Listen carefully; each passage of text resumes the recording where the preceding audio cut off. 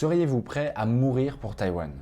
Seriez-vous prêt demain à prendre les armes pour défendre la démocratie taïwanaise face à la dictature chinoise?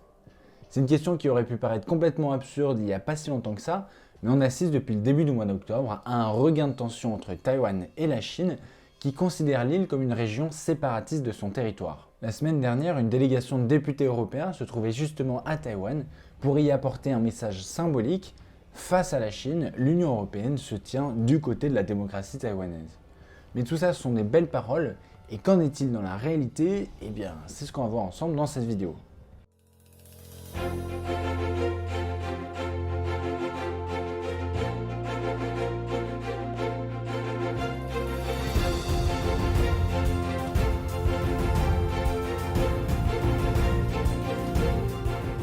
Taïwan, c'est pas tout à fait un pays indépendant, mais c'est quand même une île de 36 000 km², habitée par plus de 23 millions d'habitants, qui disposent de leur propre gouvernement, de leur diplomatie, de leur armée, etc. Mais pourtant, depuis la défaite des nationalistes en Chine continentale à la fin des années 1940, le Parti communiste chinois entend asseoir sa domination sur l'île et prétend y incarner l'unique gouvernement légitime. C'est d'ailleurs la raison pour laquelle Taïwan n'est reconnu en tant qu'État que par une quinzaine de pays dans le monde et que ses relations avec les États-Unis ou l'Europe sont largement officieuses.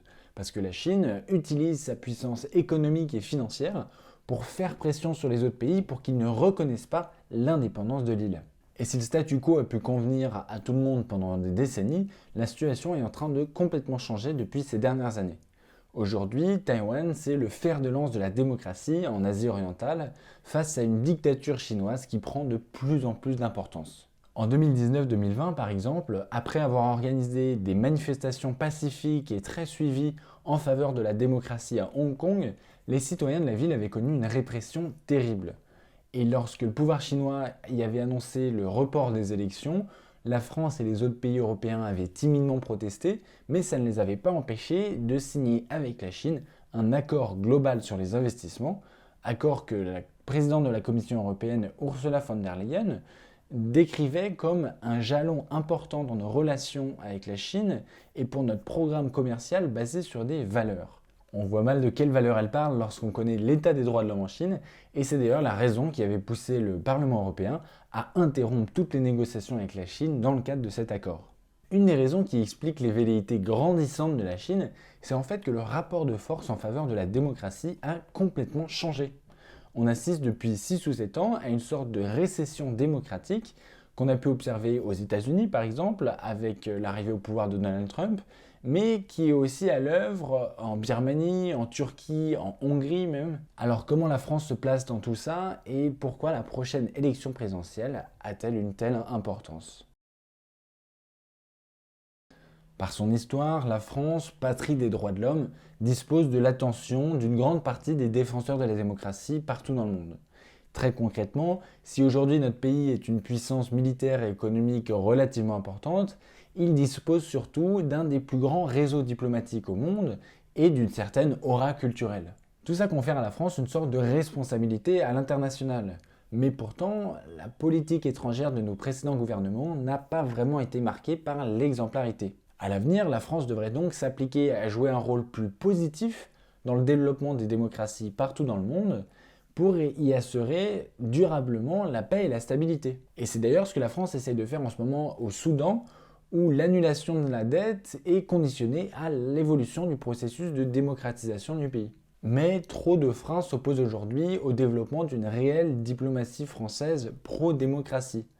Le contrôle démocratique sur la politique étrangère du gouvernement est très faible et même l'Assemblée nationale a parfois du mal à obtenir des explications et des justifications de la part de l'exécutif. Là encore, nos institutions sont déséquilibrées au profit de la présidence de la République qui concentre trop de pouvoir et qui est donc trop facilement influencée par des pressions extérieures qui vont de la corruption pure et dure à des pressions économiques ou médiatiques, qui vont d'ailleurs souvent ensemble.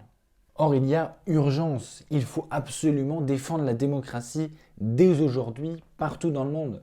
Et c'est d'ailleurs ce qu'était venu rappeler Raphaël Glucksmann, chef de la délégation européenne à Taïwan. Ce qu'on apprend de l'histoire, c'est que plus on cède du terrain à des régimes autoritaires, à l'idéologie expansionniste nationale, plus cela devient difficile de les contenir. Car il s'agit bien de contenir les ambitions du régime chinois, et d'éviter que tout cela ne dégénère en une guerre qui serait dévastatrice. Pour le dire autrement, c'est en défendant la démocratie aujourd'hui, par la diplomatie, l'économie, la culture, etc., que nous n'aurons pas à la défendre demain par les armes et que nous n'aurons pas à nous poser la question de mourir pour Taïwan. Et le problème ne se réduit pas uniquement à la Chine, et c'est pourquoi il est fondamental que nous profitions de la prochaine échéance présidentielle pour s'atteler à l'invention d'un nouveau modèle démocratique à même de reprendre avec sincérité et légitimité le combat pour la défense des droits de l'homme et de la démocratie partout dans le monde. Et c'est d'ailleurs notre objectif ici avec l'initiative Constituante 2022. Si vous voulez en savoir plus, n'hésitez pas à aller voir les autres vidéos de cette chaîne YouTube, à consulter notre site internet ou à nous contacter directement. Et n'oubliez pas de commenter, liker, partager pour nous aider à faire vivre ce projet. Et moi je vous dis à la semaine prochaine.